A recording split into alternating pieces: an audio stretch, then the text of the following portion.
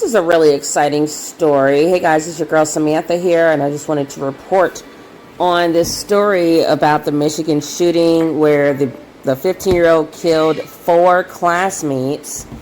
He took a gun to school, and it was a gun that his parents had actually purchased on Black Friday. So this story was published December 4, 2021. Parents of Michigan school shooting suspect pled not guilty to manslaughter charges. The parents of a Michigan teen accused of killing 4 classmates with a gun his mom and dad bought for him have pleaded not guilty to involuntary manslaughter charges. Jennifer and James Crumbley each faced 4 counts of involuntary manslaughter in connection with the Tuesday rampage blamed on their 15-year-old son Ethan. Each count is punishable by up to 15 years in prison. Appearing via video before Oakland County District Court Judge Julie Nicholson, Jennifer Crumbley seemed to be holding back tears as she said she understood the charges against her and entered 4 pleas of not guilty. Give me a break. I've never heard anyone explain a story like this with a black mom. No one cares about anybody's holding back tears when you're black.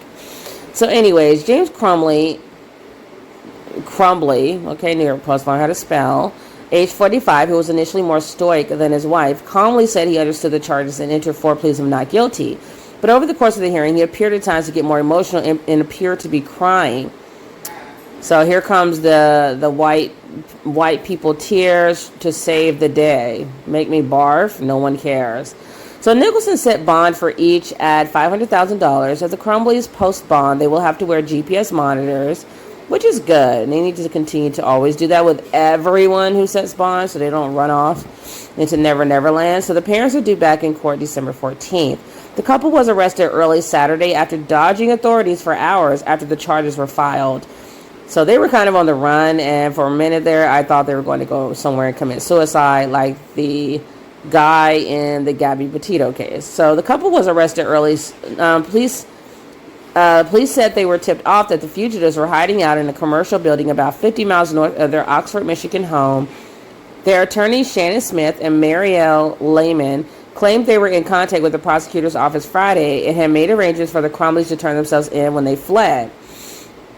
They asked the judge Saturday for a $50,000 bond for each of them, claiming the couple were not flight risk. Yeah, right. They were never fleeing prosecution, Lehman told the judge.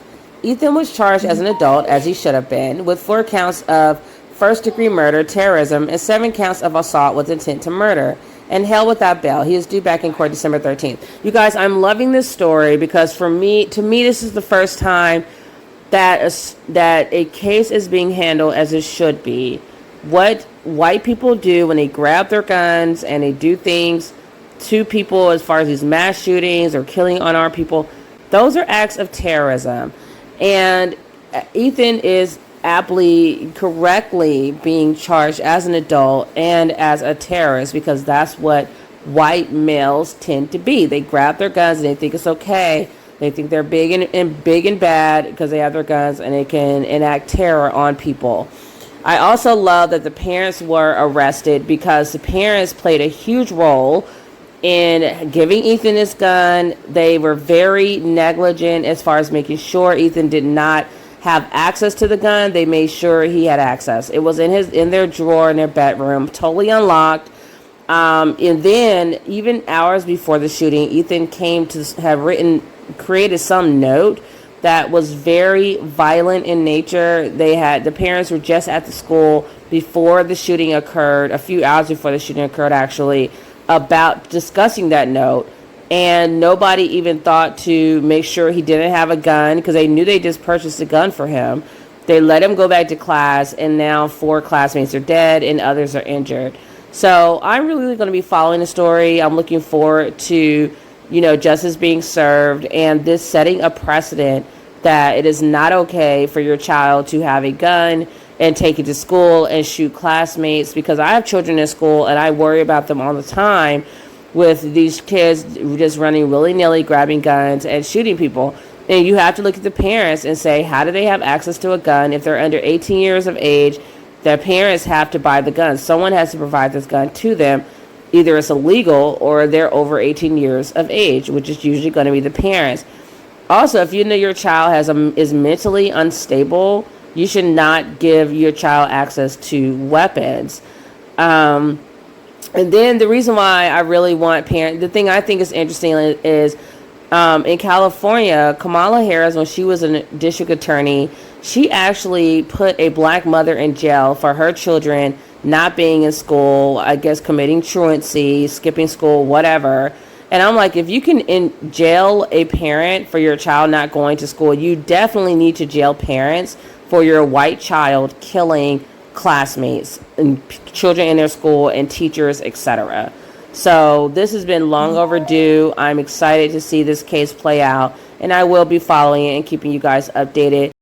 So this was published by the Associated Press and also shared by WTOP.com. I wanted to talk a little bit more about the Michigan shooting because it is, to me, setting a precedence to parents as far as having that responsibility of maintaining gun safety when you have a gun in your household, making sure that gun is not available to your underage children who are still in school and can harm others. And even if you have a child that's over the age of 18 that you know is dealing with mental illness, just making sure your guns are locked away and secured in a safe place away from just relatives that you know could harm others. So this story is starting with key moments surrounding the Michigan high school shooting.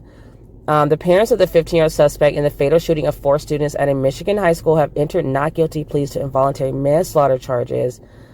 James and Jennifer Crumbley entered their pleas during a Zoom hearing hours after police said they were arrested while hiding in a commercial building in Detroit. A judge set bond at $500,000 for each. Their son, Ethan Crumbley, has been charged with murder and other crimes in Tuesday's mass shooting in Oxford Township, about 30 miles, 50 kilometers north of Detroit. Here is a timeline of events before the rampage and what has happened since. So Friday, November 26th, James Crumbley buys a 9mm Sig Sauer from Acme Shooting Goods in Oxford, according to Oakland County Prosecutor Karen McDonald. His 15-year-old son, Ethan, later posts a photo on Instagram of himself holding the semi-automatic handgun, writing, "Just got my new beauty today, Sig Sauer 9mm. Any questions I will answer." He includes an emoji of a smiling face with hard eyes. Saturday, November 27th, Jennifer Crumbley writes on social media that it is a mom and son day, testing out his new Christmas present, the prosecutor says. Monday, November 29th, a teacher sees Ethan, a sophomore at Oxford High, searching online for ammunition with his cell phone during class and reports it to school officials, McDonald says. Ethan meets with a school counselor and another staff member. He says he and his mother recently went to a shooting range and that shooting sports are a family hobby, according to Oxford Community Schools Superintendent Tim Throne. School personnel calls his mother, leave a voicemail, and email her. She does not respond. While exchanging text messages with her son, she writes, "LOL, I'm not mad at you. You have to learn not to get caught." That night, Ethan Crumbley records a video in which he discusses killing students, according to Sheriff's Lieutenant Tim Willis. Tuesday, November 30th, a teacher finds a note on Ethan's desk that alarms her enough to take a photo, the prosecutor says. It includes a drawing of a handgun and the words, "Their thoughts won't stop. Help me." Also depicted is a bullet with the words, "Blood everywhere," above a person who appears to have been shot twice and is bleeding. A laughing emoji is drawn below the figure. The note also says, "My life is useless," and "The world is dead." The teacher reports the information to school counselors and the dean. So there's a few instances that they've already failed in mitigating the situation, but this is where they really start to make a lot of missteps. So a counselor removes Ethan from the classroom and takes him to the office with his backpack.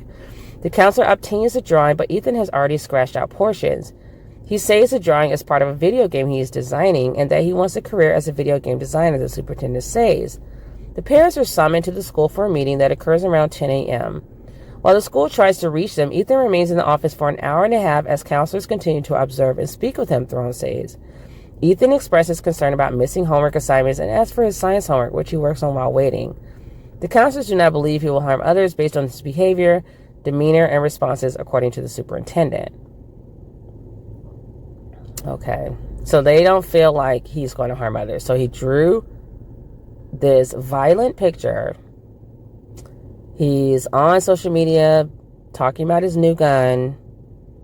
White kids everywhere are committing mass shootings in schools, but there was no red flags up. Okay. this was a black child, I know that things would have been handled a lot differently. So the parents arrive and are shown the note. The counselors ask Ethan about his potential for self-harm or harming others. They again conclude he is not a risk due to his answers. Okay. Which are affirmed by the parents. The parents are advised. So I'm wondering, how qualified are these quote-unquote counselors? Are they therapists? Are they skilled psychiatrists and psychologists? Like, how did they know? How did they feel like they knew that he wasn't going to do anything? And I mean, even psychologists and psychiatrists have made mistakes of freeing criminals who go on to murder more people and harm others. So I just think this is really interesting. So the parents are advised that they are required to get him counseling within 48 hours, or the school will contact Children's Protective Services. So if they felt like he wasn't at risk, why did they say he needed to get counseling? Okay, so they refused the request to take their son home for the day and leave without him, apparently to return to work, so it says. So he's 15 years old, so even if you took him home, he can stay home by himself. He's of age. He returns to the classroom rather than go home to an empty house, which the superintendent says is because he had no prior disciplinary infractions. Who cares if he goes home to an empty house? Is he on suicide watch? Because if that's the case, that's even more reason to sound the alarm bells and get him some immediate attention and some immediate help. So about 12:51 p.m., Ethan emerges from a bathroom with the gun his father bought 4 days before. He fires at students in the hallway, killing 4 and wounding 6 students and 1 teacher. Deputies capture him within minutes of the shooting. When news of an active shooter becomes public, Jennifer Crumbley texts her son at 1:22 p.m. Ethan, don't do it. Don't do what? So 15 minutes later at 1:37 p.m., James Crumbley calls 911 to report that a gun was missing from his house, and he believes his son may be the shooter. The gun had been kept unlocked in a drawer in the parents' bedroom, McDonald says. Wednesday, December 1st, Ethan is charged as an adult with murder and terrorism. Friday, December 3rd, James and Jennifer Crumbley are charged with involuntary manslaughter, which is my favorite part. Authorities cannot find them, and a manhunt is launched. I am so thrilled. So even when I first heard the details of this story unfold, I told my sister they need to arrest the parents. There's so many reasons. One, you don't need to be buying someone under 18 a gun. If someone under 18 was supposed to have a gun, then the laws would allow them to have a gun under 18. You had to be 18 to have a gun, which I mean, it still seems probably young. Like, I don't know if people are even psychologically or mentally prepared or emotionally prepared to have a gun at that age, given the current environment of this country right now. But the legal age is 18. He was 15 and his parents bought him a weapon. Then they did not lock it up. They allowed him to have access to his weapon. They told him it was his weapon. Then you see him drawing disturbing pictures and, just acting strange. And they don't even stop him. They don't even take him home and get him a meet. Like, if my child drew a picture like that and had a gun, I would be immediately trying to go get him some help. I would not be like, oh yeah, let's just let him stay in school for the rest of the day. No, he would be at a doctor's office, at his pediatrician's office, or some urgent care place, and I would be trying to get him some psychological help immediately. So this is extremely problematic, and I told my sister they need to arrest the parents. I felt like they were complicit in the situation. They knew they were there just hours before he did this shooting. Did they bring the gun to him? It's just, why didn't they search his locker? They would have done these things if it was a black child. So Saturday, December 4th, the Crumbleys are arrested around 1:30 a.m. after being caught hiding at a commercial building in Detroit. They enter not guilty pleas during a Zoom hearing, and a judge sets bond at $500,000 for each of them. The superintendent announces there will be a third-party review of all events in the past week because the community and families deserve a full, transparent accounting of what occurred. I hope they continue in the direction that they're going as far as just what they're doing. It seems to be in the right steps as far as the prosecuting attorney. And I hope that this does set an example to especially white parents, because white people overwhelmingly have majority of the guns ownership in America. And they are the ones who are shooting at the school. So we need to really send a message that, yeah, you can buy Billy and Sarah guns, but they need to not have all this like unsupervised access to these guns. It's that simple. This could have saved 4 lives if they would have been more, responsible and mature about how they allowed their son to engage and interact with this weapon that they purchased for him on Black Friday. So let me know what you guys think about this story. I am definitely going to be following up with this story and watching it unfold. Make sure to like, share, and subscribe, and I'll see you guys in the next video. Peace.